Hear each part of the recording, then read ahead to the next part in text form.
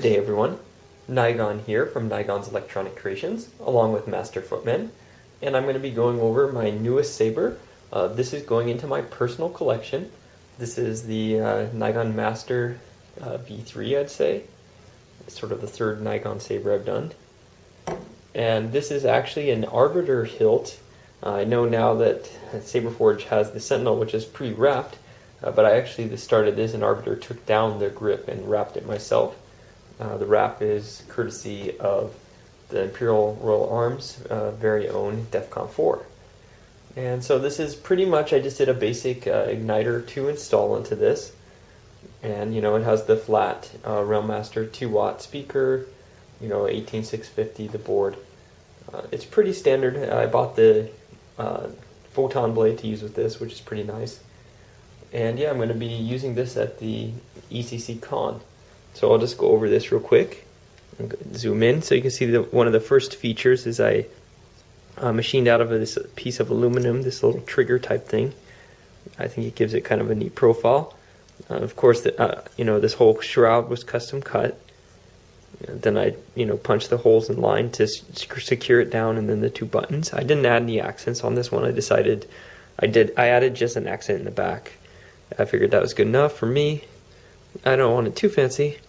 And again, the leather wrap, I did this myself. This was from, again, DEFCON 4. It's a really nice, the brown wrap that he has. It's got like a nice texture. It's kind of like between a Stingray and just a regular leather. It's kind of, I really like the texture. And there's a couple other features. I machined the cover tech up higher. It was originally kind of like right here at this seam.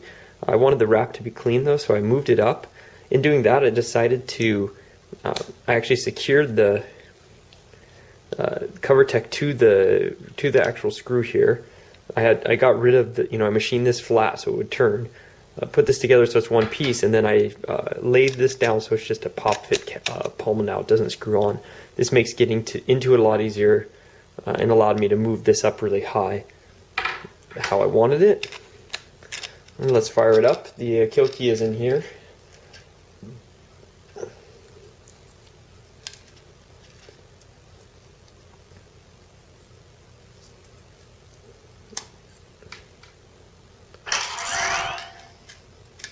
Okay, so let me just install this back.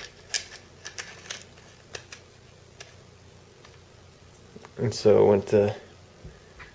once you've pulled the kill key, you can just put it back together. It's a no tools operation, which I also really wanted.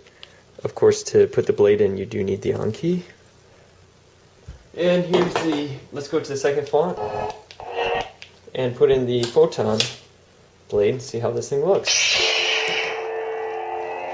And you can see it's pretty bright. The photon blade is pretty sweet. I actually don't use a wrap in the photon blade because I like the little, looks like a tiny laser in the inside of there.